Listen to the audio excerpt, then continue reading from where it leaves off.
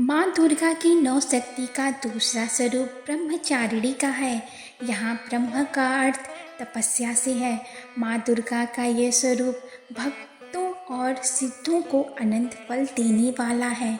इनकी उपासना से तप, त्याग, वैराग्य, सदाचार और संयम की वृद्धि होती है। ब्रह्मचारिणी का अर्थ तप की चारिणी यानी तप का आचरण करने वाली। देवी का यह रूप पूर्ण ज्योतिर्मय और अनंत भव्य है। इस देवी के दाएं हाथ में जप की माला और बाएं हाथ में यज्ञ कमंडल धारण किए हैं। तो चलिए आज की कथा का शुभ आरंभ करते हैं। ब्रह्मचारिणी के कथा के अनुसार पूर्व जन्म में इस देवी ने हिमालय के घर पुत्री रूप में जन्म लिया था और नारद जी के उपदेश से भगवान शंकर को पति रूप में प्राप्त करने के लिए घोर तपस्या की थी। इस कठिन तपस्या के कारण इन्हें तपश्चारिणी अर्थात ब्रह्मचारिणी नाम से भी अभिभूत किया गया है।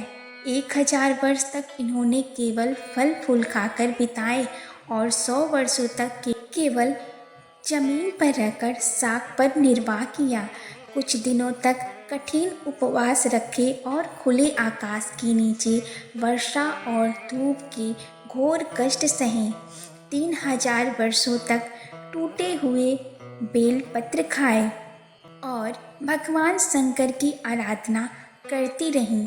इसके बाद तो उन्होंने सूखे बेलपत्र खाना भी छोड़ दिया। कई हजार वर्षों तक निर्जल और निराहार रहकर तपस्या करती रहीं। पत्तों को खाना छोड़ देने के कारण ही इनका नाम अर्पणा पड़ा। कठिन तपस्या के कारण देवी का शरीर एकदम क्षीण हो गया। देवता, ऋषि, सिद्धगण, मुनि सभी ने ब्रह्मचारिणी की तपस्या को अभूतपूर्व पुण्य कृत बताया, सराहना की और कहा, हे देवी, आज तक किसी ने इस तरह की कठोर तपस्या नहीं की। यह तुम्ही से ही संभव थी। तुम्हारी मनोकामना परिपूर्ण होगी और भगवान चंद्रमौली शिवजी तुम्हें पति के रूप में प्राप्त होंगे।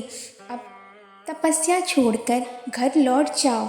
जल्द ही तुम्हारे पिता तुम्हें बुलाने आ रहे हैं। इस देवी की कथा का सार यह है कि जीवन के कठिन संघर्षों में भी मन विचलित नहीं होना चाहिए। माँ ब्रह्मचारिणी देवी की कृपा से सर्व सिद्धि प्राप्त होती है। दुर्गा पूजन के दूसरे दिन देवी की इस स्वरूप की उपासना की जाती है। इस देवी की उपासना करने से आपकी सारी मनोकामनाएं पूर्ण होती हैं। जैसे माता ने कठिन तपस्या करके भगवान शिव को पाया था, उसी प्रकार आप भी अपनी मनोकामना को पूर्ण कर सकते हैं उनकी आराधना करके। इस वीडियो में बस इतना ही।